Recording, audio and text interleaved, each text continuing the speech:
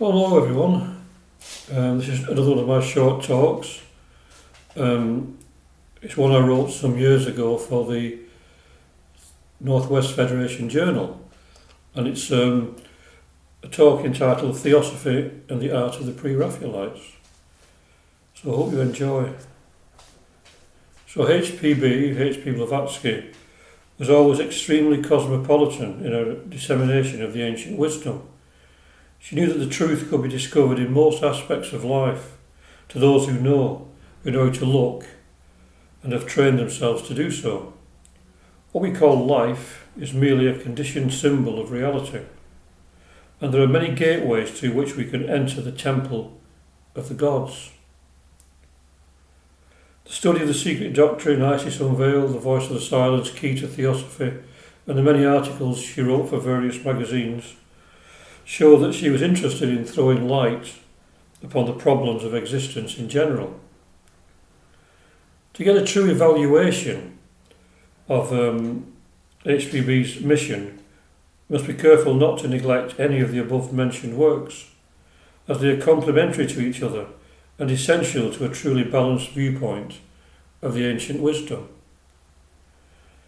Another point that we should try to get fixed in our minds is that she came to show us how to be less doctrinal and more human.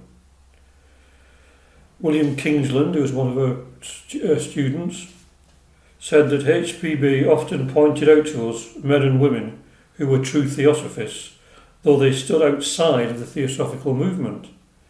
Already in the world, a theosophist has come to mean someone who believes in reincarnation and karma, or some other distinctive doctrine. But the term was never so limited in its application by the great founder of the Theosophical Society. She taught these doctrines in order that we might dissociate ourselves from all forms of doctrine and reach a liar's self. There is no older doctrine than this of divine compassion, of universal brotherhood. It is the essence of all the teachings of all the Buddhas and Christs the world has ever known. It is above all doctrines, all creeds, all formulas. It is the essence of all religion.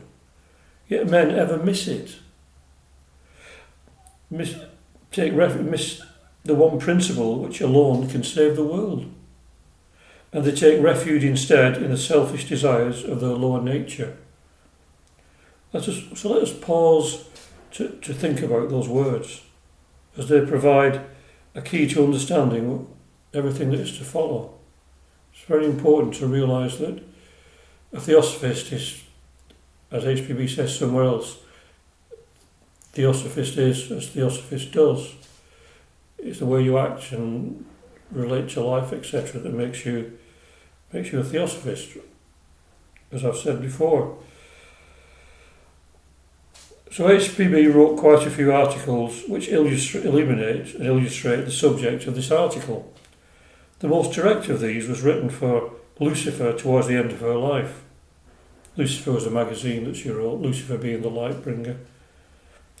It appeared in the May 1891 edition, the very month in which she died, and gives a fascinating insight into her strong views on the increasing trend towards the materialism and degradation of art and beauty in society. It was titled Civilization, the Death of Art and Beauty. The timing of the article was of extreme importance. It appeared after the publication of all her great works and typified the extremely heightened state of consciousness which she had attained by that time, and also how she shared the Master's aspirations which lay behind her mission to awaken true feelings of brotherhood in the hearts of humanity. This can only be brought about by the weakening of the feeling of separateness and by the merging of the finite self into the universal self.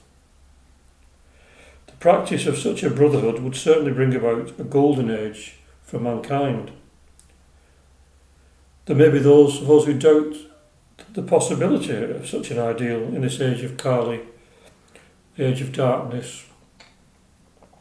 But if we think deeply on this matter and ponder the effect of great philosophical minds and movements, and even the artistic schools, or some of the artistic schools, on the social behaviour of various cultures, we may be better able to appreciate the words of Raghavan Iyer when he writes that the doctrine of the yogas is not deterministic. It merely suggests the relative levels of consciousness which most human beings tend to hold in common. Thus, a golden age vibration can be inserted into an iron age, and the iron age is another name for the age of Cauley, just to ameliorate the collective predicament of mankind. The golden age surrounded human beings as a primordial state of divine consciousness, but their own pride and ignorance precluded its recovery. In the wonder of childhood, in archaic myths, in the sporadic illuminations of great artists, and in mystical visions, one may discern shimmering glimpses of the golden age of universal eros, the rightful original estate of humanity. So the age of Cauley commenced just over 5,000 years ago. It's said to have commenced with the death of Krishna, and is said to last for 432,000 years. So there are about 427,000 years to go. But what he's saying here is that that's just a general thing. There are wheels within wheels. I mean, civilizations have had the great ages, the golden ages, like Greece and Rome. They've gone through this lesser cycle, the same process of raising to great heights, a golden age, and then falling. Each one of us individually has the same, let's face it. Even in a day we can have our age of Cauley, we can have our golden age when certain things happen to us in our day-to-day lives and our lives in general. So it's just wheels within wheels. So now perhaps a picture is slowly beginning to form in our minds. We are perhaps catching our own glimpses of the potential effectiveness of the seemingly unrelated efforts of individuals and groups to bring about such an age of comparative bliss, despite the overall predominance of Kali Yogic perversities. Artists, writers, musicians and poets who have this golden age ideal may not add up to much individually, but collectively their visions are the seeds of a prophetic insight into future modes of thought and action, or perhaps a retrospective view of times past. Cyclic law operates throughout the universe in all spheres of activity. During the 19th century, there were many such visionaries. HPB can be looked upon as embodying the quintessence of all their highest aspirations and dreams, although most of this they would have flatly denied. And many were outwardly antagonistic towards Theosophy due to a misunderstanding of its message. But that doesn't mean that the truths they uttered weren't valid. HPB wrote in The Secret Doctrine that outside of initiation, the ideals of contemporary religious thought must always have their wings clipped and remain unable to soar higher. For idealistic as well as realistic thinkers, and even free thinkers, are but the outcome of the natural product of their respective environments and periods. The ideals of both are only the necessary results of their temperaments and that phase of intellectual progress to which a nation in its collective has attained.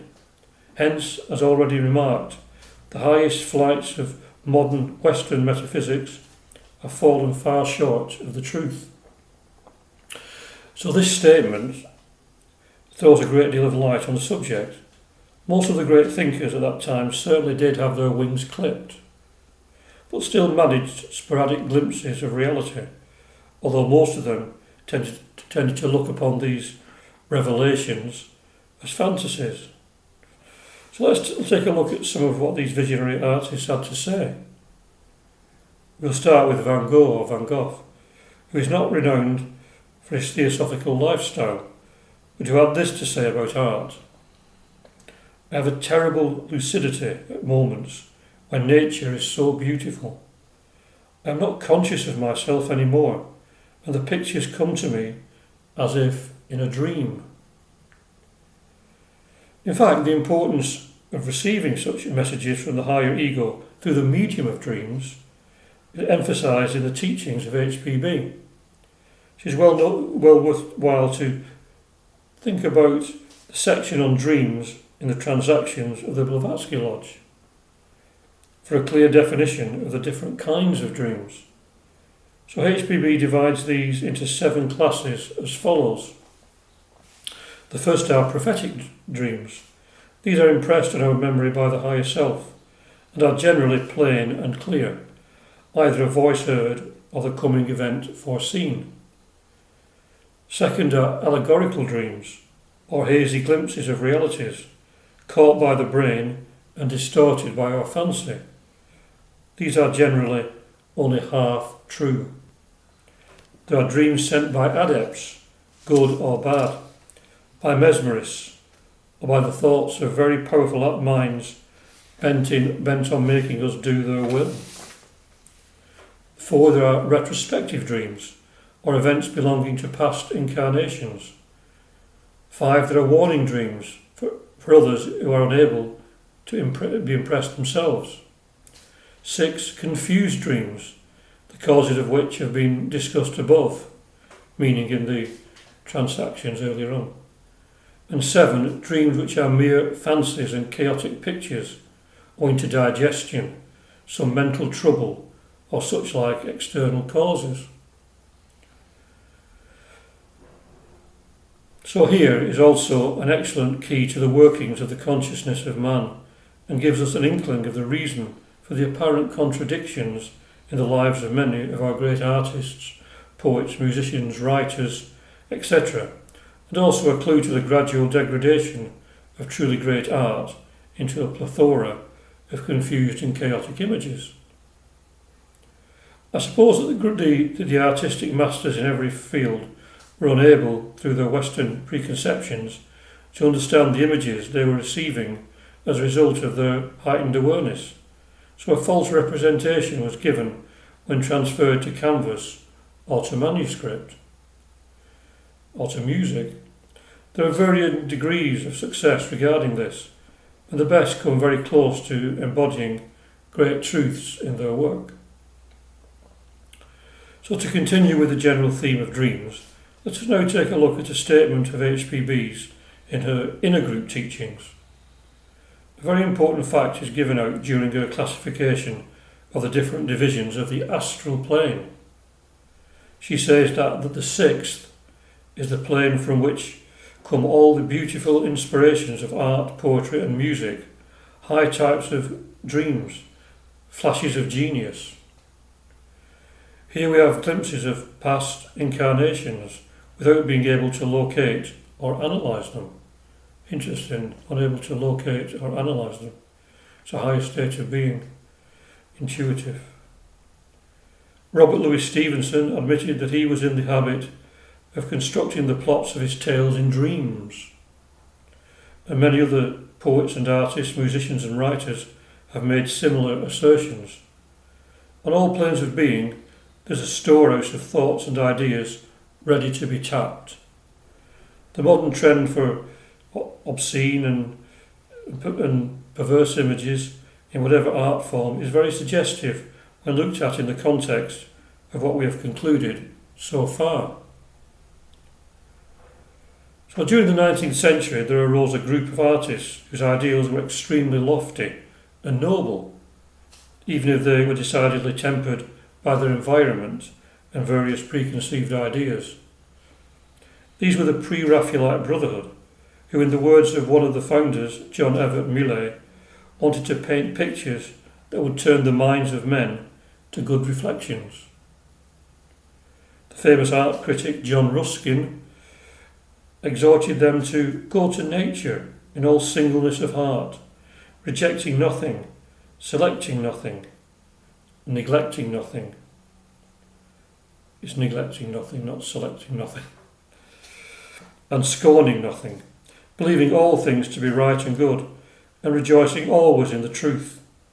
These are very inspiring words for anyone who is able to live up to them, and the Pre-Raphaelites certainly had a good try. They produced paintings of extreme lucidity and beauty. Many have criticised them for producing photographic impressions rather than artistic ones, but this is not strictly true.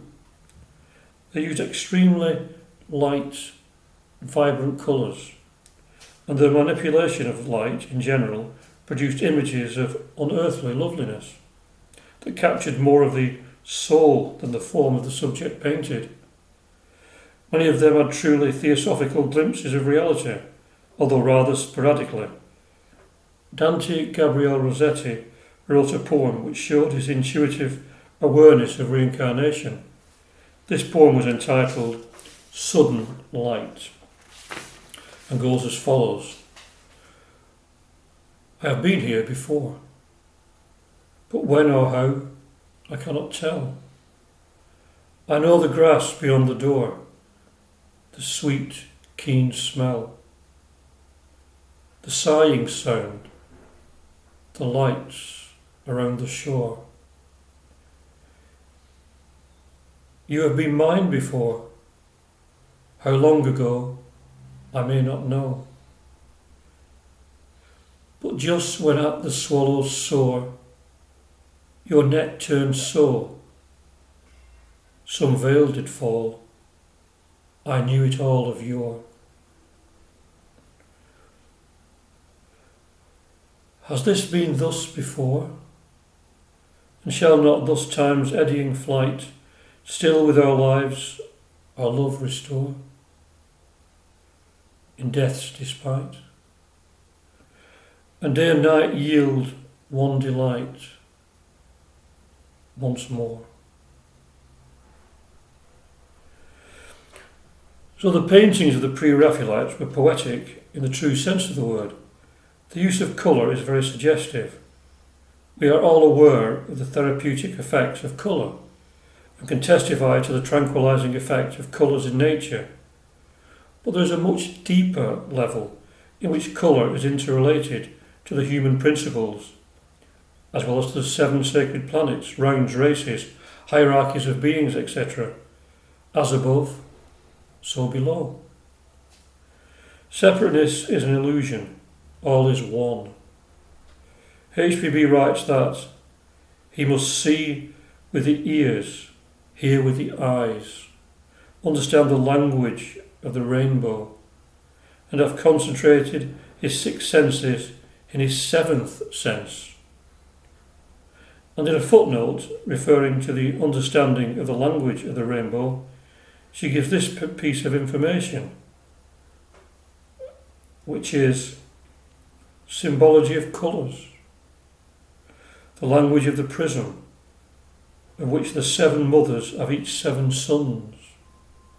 That is to say, 49 shades or suns between the 7, which graduated tints are so many letters of alphabetical characters.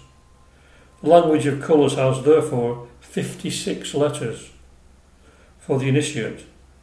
Of these letters, each septenary is absorbed by the mother colour, as each of the 7 mother colours is absorbed finally in the white ray, divine unity, symbolised by these colours. And that's from an article called the Beacon Light of Truth. You ought to have a look at it and go a bit more into the meaning. It's also a very good article generally for many, many reasons.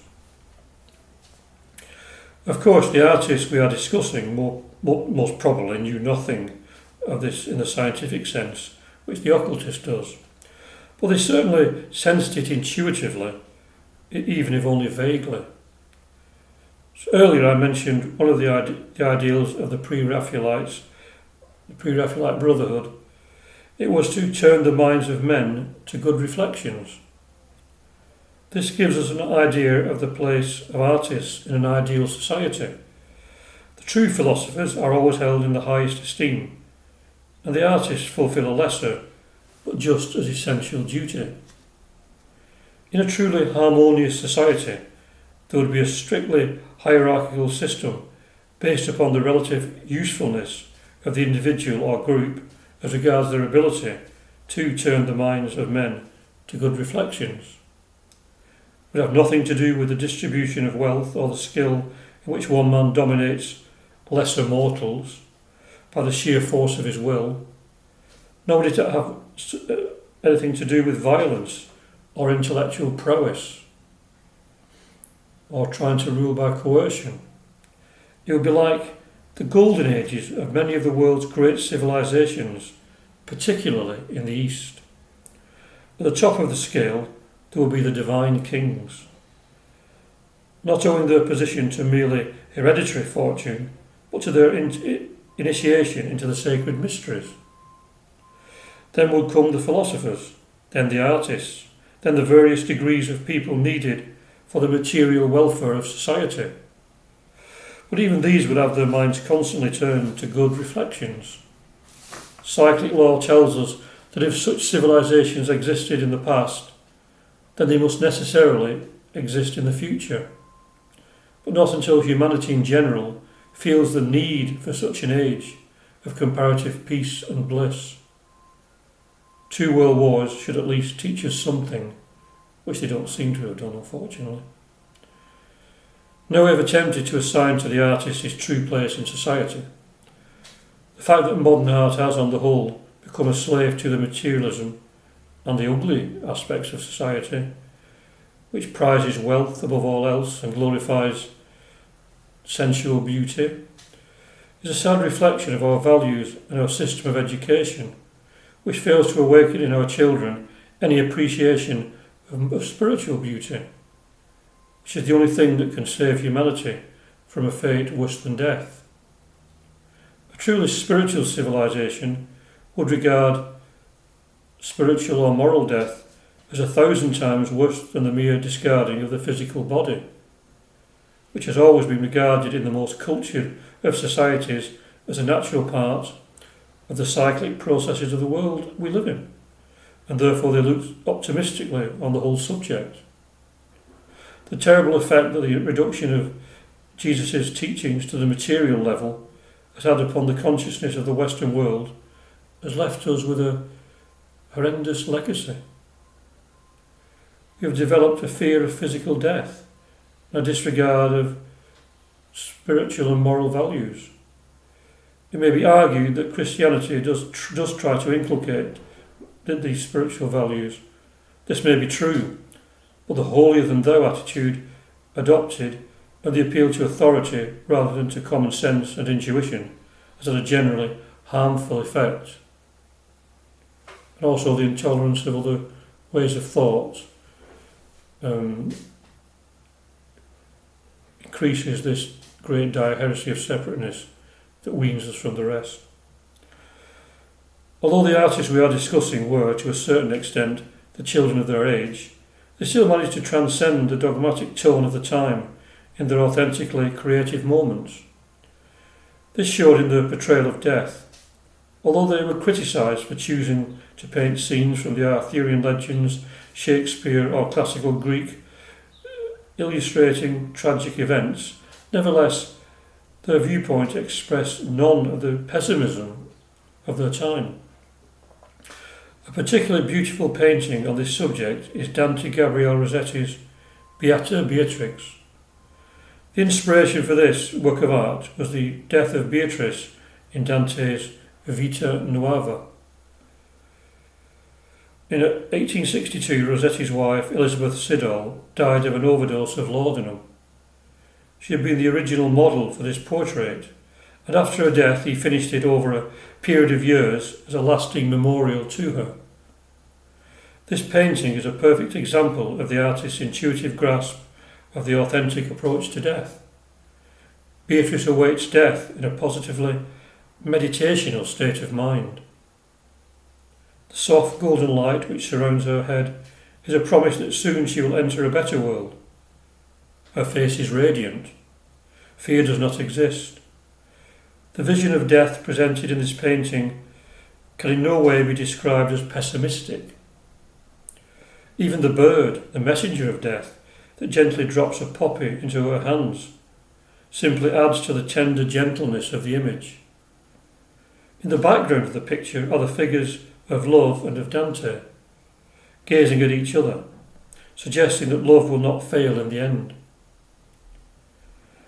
The impression received from looking at this portrait is that Elizabeth Siddall is actually glorified by the process of death. We must be aware, as Theosophists, that the consequences of suicide are said to be dire indeed. However, the sad event evoked in Dante Gabriel Rossetti an intuitive glimpse of the ultimately purifying effects of death. HPB wrote that death is always a friend and a deliverer, and in the end works for the benefit of the soul. Karma will punish the crime which Elizabeth Siddall appears to have perpetrated, or maybe not. But love will win through in the final analysis, and Dante's devotion and spiritualised image of his wife may prove ultimately triumphant, drawing them together in a future incarnation for their mutual benefit. Dante's karma brought about by certain actions which may have contributed to her death. The way he treated her in a way. Plus his wife's karma for the act will go into the melting pot of existence and work for the good. So throughout all ages and in all countries, there have been artists who have exemplified an ideal society. In the East, these artists have reached levels that the parallels in the West may not attain for quite some time. But the aim of this article is to show that such idealists do in fact exist, even in these times that we live in now. The trend today is to look upon the appreciation of art as an intellectual luxury and to completely ignore the practical value. It is in our power to build a society similar to the one that we can glean from the paintings, writings and music of great men. If you think this is impractical, then just think of the effort involved in developing the technological civilization that we have now, and of the destruction caused to our environment as a result. If man thought beautiful thoughts, then society would reflect those thoughts. The listener is encouraged to ponder more deeply upon this idea. The Golden Age is a state of consciousness, and Golden Age vibrations, as I mentioned in the last part of the talk, can be inserted into the Kali Yuga to ameliorate the collective predicament of mankind. So one of the great artists to arise from the Pre-Raphaelite era was Sir Edward Cauley Burne-Jones. He was a man who rejected all the material trappings of a fast-degenerating age. Only this is true, he wrote, that beauty is very beautiful and softens and comforts and inspires and rouses and lifts up and never fails. His avowed intention was to use his painting to raise humanity and to help to combat the spread of materialism. He was certainly one who tried to insert Golden Age vibrations into this Kali Yuga, and for the right reasons. His paintings had a wonderful transcendent quality about them, and this became more apparent as he grew older. Obviously, his consciousness was heightening, but most critics did not understand this, and so criticised his later work. He was a great idealist who loved particularly the legends of the Holy Grail, and he created a magical world reflecting the inner mystery of those symbolic tales more than most do. Although quite a few other painters at that time did produce some splendid works based upon these Arthurian legends. He was rather like some of the artists of Eastern countries who drew their inspiration from their sacred legends, such as the Ramayana or Mahabharata. Many of these artists were initiates, and perhaps in time the same may be true of Western artists, as well as poets, musicians and writers. We're still on our way up in the West. Cyclic law supports this idea. It will be interesting at this point to include a quotation from HPB taken from her inner group teachings. Eros in man is the will of the genius to create great pictures or great music, things that will live and serve the race, It has nothing in common with the animal desire to create, which we talked about earlier as well. Will is of the higher manus. It is the universal harmonious tendency acting by the higher manus. Can the ideals of Burne-Jones and the Pre-Raphaelites be summed up any better than that? In their lower mind activities, they may have been children of their age, but once they stood in front of a canvas and commenced to create a work of genius, it was the higher mind which predominated. Genius is the result of the ability of the individual to manifest this higher mind awareness, despite adverse social conditions. In his later years, Burne-Jones felt that he had failed because the spread of materialism, brutality and ugliness still continued. The fact that we can still gaze in admiration at many of his works in leading art galleries and the works of other Pre-Raphaelites and etc. is proof that he did not fail. There are many other Pre-Raphaelites and Pre-Raphaelite inspired artists whom I have not mentioned. The best of these include William Holman Hunt, Arthur Hughes, John Waterhouse and Ford Madox Brown. They all left works of lasting value to humanity, which are a remarkable contrast to the banal images which we are constantly bombarded with today through the media. It's a time of mass hypnosis, a time when a child can, because of irresponsible parents or shopkeepers, watch videos depicting scenes of horror, sex and violence, films where revenge is glorified. Absent from such dramas are the essential elements of compassion and forgiveness.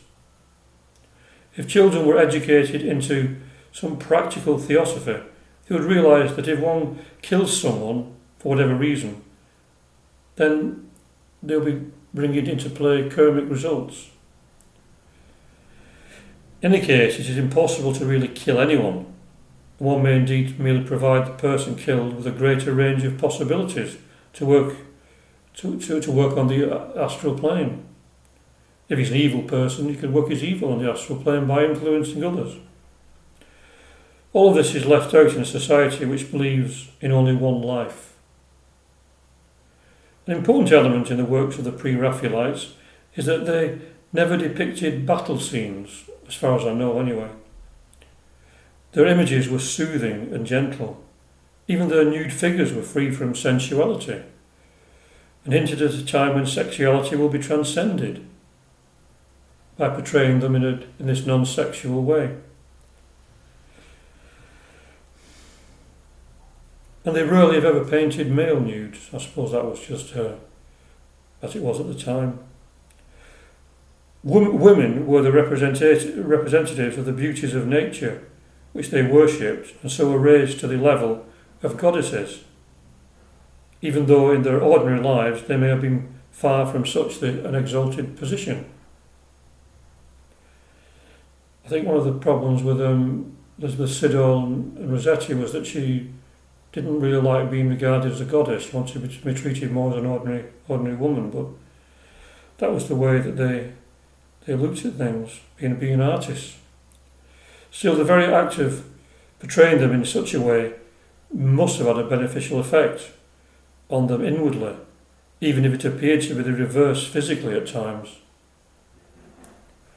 The subject of the Pre-Raphaelite view of women is an extremely fascinating and involved one that would require a separate or talk, as this is now, to do it justice. So this brief sketch of the ideals of these highly effective painters can only be inadequate in every way. It is not so much a sketch as a sharpening of the pencil in preparation for a sketch. Not much can be said in a short talk like this, except to try to touch on the usefulness of such artists in society. There's a trend nowadays to regard art as useless in society, or to use art to express realism. By realism is meant the mirroring of the ugly side of human nature, which presently is uppermost and therefore regarded as real. Although the Pre-Raphaelites did attempt to tackle certain social problems, in their paintings, ultimately their aim was to give us glimpses of a golden age, which would serve us as a guideline for the whole of humanity, giving us a clue to what a society based upon the principles of a theosophical nature would be like, or a spiritual nature in general. Art should inspire and uplift human beings, never degrade as it sometimes does today, through our obsession with the grotesque illusions conjured up by the desires to make money and sensuality. Art today is usually produced to make the artist rich, with no thought for the spiritual welfare and moral welfare of his fellow human beings. Art should help to promote brotherhood between nations and prove that the artistic spirit in all societies and in all ages is exactly the same. True art is divine art. It was never anything else in the truly great civilizations of old. John Ruskin again wrote that no man ever did or ever will work well, but either from actual sight or sight of faith. An interesting observation on art was offered by W. McNeill Dixon. He says, "I have myself, for example, gazed with fascinated attention at the pediment sculptures at Olympia, which exhibit all types of action, until I seemed to become part of their immobility, to have a share in their eternal calm, set free from all the pains and passions there presented, and now at rest." As Wilkie, the painter, stood in the Escurial gazing at Titian's picture of the Last Supper, an aged monk said to him, "I have sat daily in sight of that picture for nearly 80 years. During that time my companions have dropped off, one after another. More than one generation has passed away, and though the figures in that picture have remained unchanged. I look at them until I sometimes think that they are the realities and we are the shadows." Interesting when Theosophy talks about our personal selves being shadows in the voice of the silence, and about the fact that the true nature is unchanging. So this is a very profound and intuitive statement for those who have ears to hear. So must end this talk on the artistic visions of the Pre-Raphaelites. In future talks, I may develop certain themes further, which I never got around to. Maybe I will one day. We should always remember that there is a quality in the human soul that is capable of casting light upon even the most mundane ideas and sights. It is an illumination from within.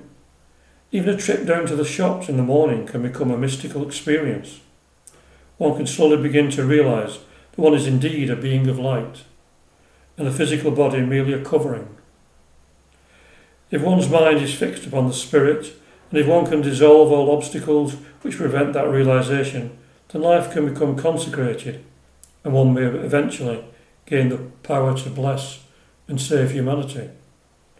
The body may be burned, drowned or whatever, but the mind will be so fixed upon its holy purpose that nothing can prevent it from reaching its goal. One will feel less and less reliant on the company of men, yet paradoxically more and more at one with them in the true sense of the word. The true meaning of self-reliance will dawn upon us, and the spirit will become the comforter, the refuge and the friend. If the lives and works of the artists can help us to realise this, then they have not lived in vain. Thank you very much. It's not quite as short a talk as I thought it would be, but hopefully you've gained something from it. So thank you very much for watching, and see you soon.